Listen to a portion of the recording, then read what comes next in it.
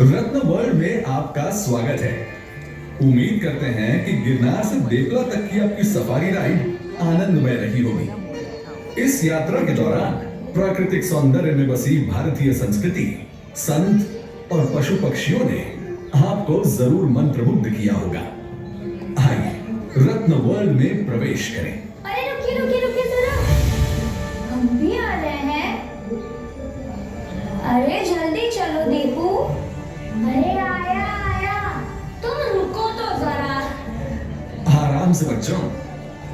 अच्छा ये बताइए कि क्या आप दोनों भी इन सबके साथ सफारी राइड पर थे? जी। अच्छा वैसे ये रत्न वर्ल्ड क्या है? यहाँ अंदर क्या है? हमें भी बताइए ना प्लीज। अच्छा चलो हम रत्न वर्ल्ड में प्रवेश करें और साथ मिलकर आप दोनों के सवालों के जवाब ढूंढते हैं। चलिए।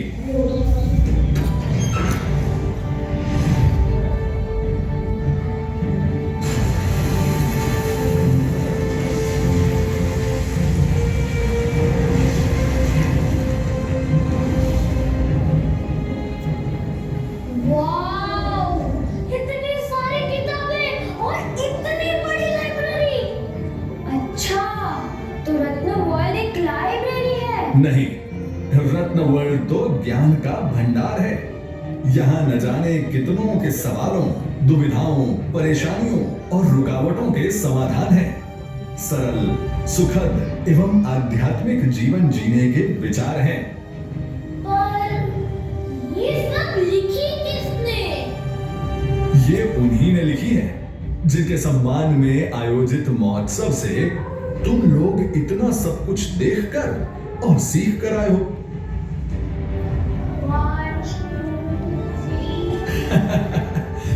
पूरी 399 किताबें हैं और ये महोत्सव उन्हीं की लिखी 400वीं किताब के लोकार्पण का महोत्सव है। वाओ, कौन है ये? बताइए ना, हम इनके बारे में सब कुछ जानना चाहते हैं। ये है पद्म भूषण से सम्मानित राज प्रतिबोधक सरस्वती नंदन परम पूज्य आचार्य विजय रत्न सुंदर सूरी जी महाराज।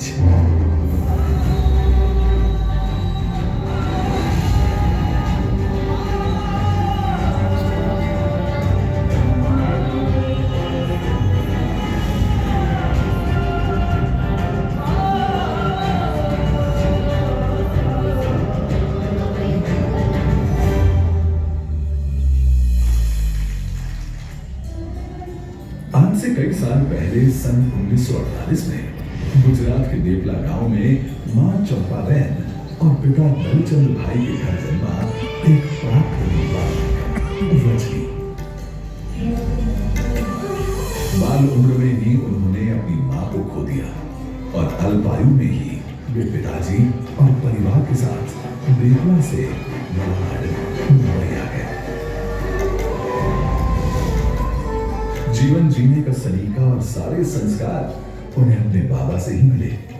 उनके बाबा का मानना था कि इंसान को पूर्ण रूप से विकसित होना आवश्यक है, फिर चाहे वो चरित्र का निर्माण हो या आध्यात्मिक वृद्धि या सामाजिक व्यवहार। उन्हें सुबह जल्दी उठकर प्रभु की पूजा किए बिना पानी तक पीने की अनुमति नहीं थी। रात को 9:30 बजे के बाद घर से बाहर रहना मना था। पिताजी के हिसाब से सुबह जितना स्कूल जाना जरूरी था, उतना ही जरूरी था अपनी सोसाइटी के वृद्ध जानवरों को नवकार मंत्र सुनाना। उनके सिखाए रास्ते पर चलते हुए रजनी प्रभु की पूजा अर्चना करते ही अपने सोसाइटी के चौक में जानवरों के पास आ बैठते और बड़ी लगन और दिल से नवकार मंत्र का जाप करते। उनके पिताजी कहते थे कि ऐसा करने से वृद्ध जानवरों को मनोप्रांत स्वर्ग नसीब होता है। अनोखा था उनका ये व्यवहार। जहां आज हमारे पास अपनों के लिए भी समय नहीं, वहीं पर वे अपने चौक के जानवरों को भी अपनी सबसे कीमती चीज, अपना समय देते थे। सन 1964 माउंट आबू उनके जीवन ने एक महत्वपूर्ण मोड़ लिया जब उन्होंने अपने पिता की अनुमति से माउंट आबू में आचार्य श्री भुवन भानुसुरी महाराज साहेब जी की युवा शिविर में हिस्सा लिया। शिविर में हिस्सा लेना तो सिर्फ एक बहाना था, असल में तो वे नकी लेक घूमने गए थे। कमजोर मन से उन्होंने शिविर में भाग तो लिया, पर जैसे ही उन्होंने महाराज साहिब से प्रवचन सुने तो वे मंत्रमुग्ध हो गए और उन्होंने प्रतिज्ञा की, महाराज साहिब की शरण में रहने की प्रतिज्ञा, आध्यात्म की ओर बढ़ने की प्रतिज्ञा।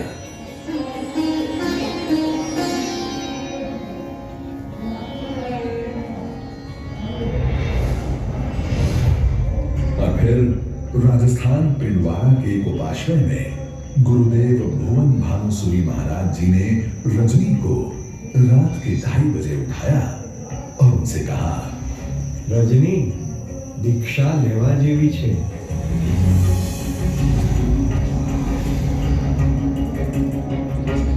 अपने गुरुदेव से दीक्षा का सही मतलब समझते हुए उन्होंने दीक्षा लेने का मन बना लिया और एक प्रतिज्ञा की, आजीवन ब्रह्मचर्य और जल्दी संयम ग्रहण करने की प्रतिज्ञा। हिम्मत जुटाकर उन्होंने अपने पिताजी से बात कर दीक्षा की अनुमति मांगी। रजनी इस बात से बेखबर थे कि उनके पिताजी भी खुद दीक्षा लेना चाहते हैं। और फिर 1967 में मुंबई मलाड में मात्र 19 साल की रजनी ने और उनके पिताजी ने 10,000 लोगों की उपस्थिति में दीक्षा ली। इसी के साथ उनके पिताजी बने मुनिदेव सुंदर विजय और रजनी बने मुनि रत्न सुंदर विजय।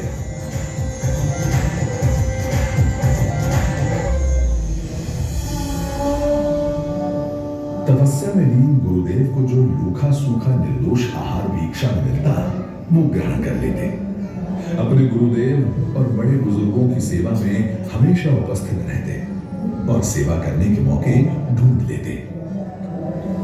इलेक्ट्रिसिटी के बिना उपयोग किए रात को 8 से 12 के बीच अपने सहपाठियों के साथ रोज शास्त्राभ्यास करते थे। 2021 का साल गुरुदेव के लिए तूफान भरा साल था। फरवरी में उनकी नी रिप्लेसमेंट की सर्जरी हुई और मार्च में उन्हें कोरोना हुआ। इन दोनों बीमारियों से हुई शारीरिक कमजोरी से वे अभी उभर ही रहे थे कि उन्हें चिकनगुनिया, उन्हें खड़े होने में लोगों की मदद लेनी पड़ती।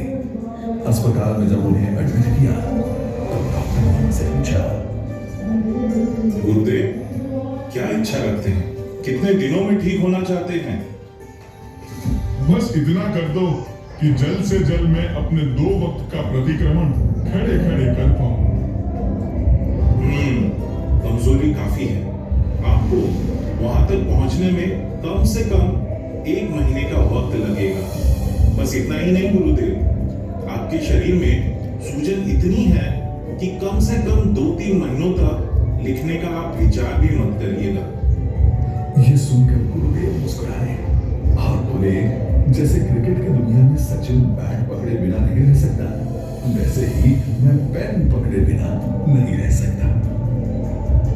और अपनी सकारात्मकता और दृढ़ इच्छा शक्ति से 1 महीने में दोबारा लिखने लगे। अपने प्रबल आंतरिक गुण वैभव से 15वें दिन प्रतिक्रमण खड़े खड़े करना शुरू किया।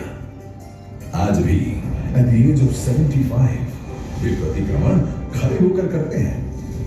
इंसान अगर अपने पूरे दिल से कुछ चाहे और उस पर सच्चाई से मेहनत करे तो कुछ भी असंभव नहीं। गुरुदेव ने इस बात को साबित कर दिया।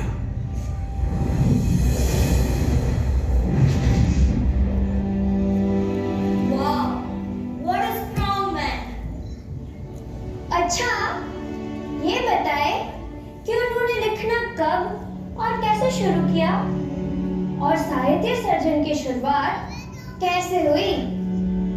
इसके पीछे भी गुरु समर्पण की एक अद्भुत कहानी है। एक बार वे अपने गुरु के साथ पालनपुर गए। चातुर्मास में एक दिन दोपहर के 2:30 बजे थे। और हुआ यूं। रत्न सुंदर, तुम अत्यंत उम्दा प्रवचनकार हो। अब समय आ गया है कि तुम अपने विचारों को कलम के माध्यम से शाश्वत कर दो। अब किताब लिखना शुरू कर दो। गुरुदेव, मैं स्वयं एक पोस्टकार्ड लिख नहीं पाता, आप किताब लिखने की बात कर रहे हैं। क्या तुम्हें मेरे इन वचनों पर भरोसा नहीं? गुरुदेव, मुझे आप पर अपने आप से भी ज्यादा भरोसा है। और तब से लेकर आज तक वो कलम अविरत चलती रही है। गुरुदेव जो लिखते हैं वो सीधा फाइनल प्रिंट होता है, सीधा फेयर, उसमें कोई गलतियां नहीं, फिर चाहे वो व्याकरण हो या शाब्दिक, कोई करेक्शंस नहीं, कोई सुधार नहीं, कोई रद्दीकरण नहीं। एक समय पर एक नहीं बल्कि 3 से 4 अलग विषयों पर किताबें साथ लिखते हैं। बताओ, देखी है कहीं इतनी विविधता? पूज्य श्री को एक ही भाषा में सर्वाधिक पुस्तकें लिखने के लिए golden book of world record संस्था द्वारा सम्मानित किया गया था। उनकी लिखी किताबों की 1 करोड़ से भी ज्यादा कॉपीज सेल हो चुकी हैं और 15 से भी ज्यादा भाषाओं में उनके अनुवाद किए गए हैं। जितना प्रभाव उनकी किताबों का है, उतना ही प्रभाव उनके प्रवचनों का भी है। वे हजारों साधु साध्वियों के वाचनादाता हैं। राम सेतु पर तो 10 लाख से भी ज्यादा की सभा को उन्होंने संबोधित किया। एक दिन जब वे वाचना देकर लौट रहे थे, तब उनके गुरुदेव पूज्य भुवन भानु सूरी जी ने उन्हें बुलाया और बोले, रत्न सुंदर, अपना मुंह खोलो तो। क्यों, क्या हुआ गुरुदेव? तुम इतने उम्दा प्रवचनकार हो कि मैं देखना चाहता हूँ कि तुम्हारी जीभ पर सरस्वती कहाँ विराजमान है। और तब से वे सरस्वती लब्ध प्रसाद के नाम से भी जाने जाने लगे। और इन सब में गुरुदेव श्री सिद्धांत दिवाकर पूज्यपाद कच्छाधिपति श्री जयघोष सूरी जी महाराज साहिब के हमेशा विशेष कृपा पात्र बने रहे हैं। क्रोध, लोभ, ईर्ष्या, लत, डिप्रेशन जैसी हर कठिन समस्या के समाधान बता लोगों के जीवन को परिवर्तित किया है। गुरुदेव के प्रवचन के प्रभाव से इंसान नास्तिक से आस्तिक, आस्तिक से धार्मिक और धार्मिक से आध्यात्मिक बन जाता है।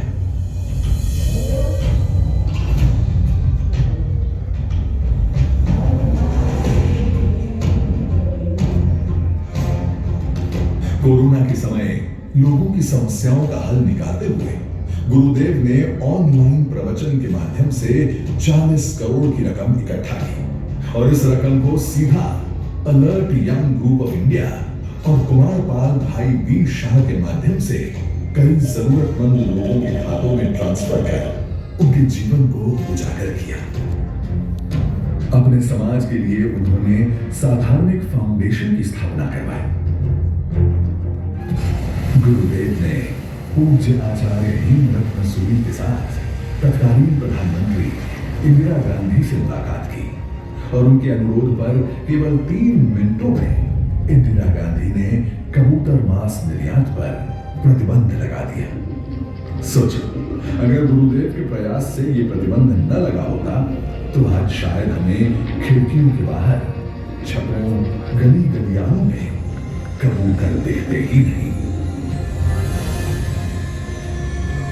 गुरुदेव ने हमेशा समाज के हित में और समाज के उद्धार के लिए कार्य किए हैं। फिर चाहे वो बच्चों के संस्कार बचाने हेतु सेक्स एजुकेशन का विरोध हो या फिर चैरिटेबल ट्रस्ट पर लगे 30% टैक्स को रद्द करवाना, प्लानिंग कमीशन को अपने विचारों से प्रभावित करना हो या फिर लोगों की आस्था और विश्वास को समझते हुए बच्चों के मिड डे मील्स में अंडे खिलाने पर रोक लगवाना।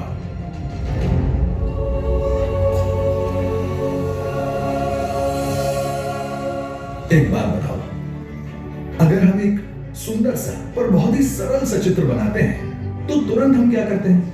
नीचे अपना नाम लिख देते हैं ना? हम छोटा सा भी काम क्यों ना करें, उसे अपना नाम देना नहीं भूलते। प्रशंसा प्राप्त करने का एक भी मौका हम छोड़ते हैं? नहीं ना? पर गुरुदेव ने कभी ऐसा नहीं किया।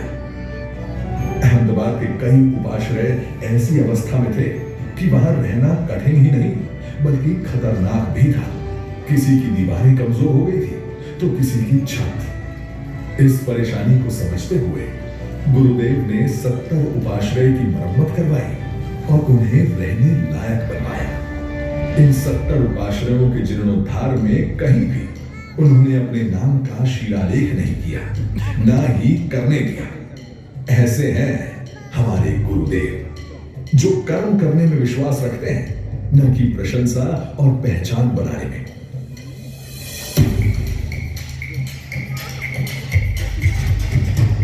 आध्यात्मिक क्षेत्र में उनके अद्भुत योगदान को पहचानते हुए भारत सरकार ने उन्हें पद्म भूषण अवार्ड से नवाजा है। भारत में पहली बार था कि किसी संत एवं जैन आचार्य भगवंत को अपने अभूतपूर्व काम के लिए अवार्ड से सम्मानित किया गया। हमारे गुरुदेव की जीवनी पर और उनके किए गए समाज कल्याण कार्यों पर एक बहुत सुंदर किताब भी लिखी गई है, जिसे पढ़कर तुम उनके बारे में और बहुत कुछ जान पाओगे। कर्म करने में विश्वास करो, प्रशंसा पाने में नहीं। वाह, व्हाट अ थॉट। पूजा, मुझे भी गुरुदेव की तरह बनना है। अच्छा, मुश्किल है, पर वो कहता है ना, जब जागो तब सवेरा। आओ, गुरुदेव की तरह अच्छे कर्मों की ओर बढ़ते हैं, आध्यात्म को अपनाते हैं, लोगों की मदद करते हैं और सही रास्ते की ओर बढ़ते हैं। चलो, साथ मिलकर आज से नई शुरुआत करते हैं।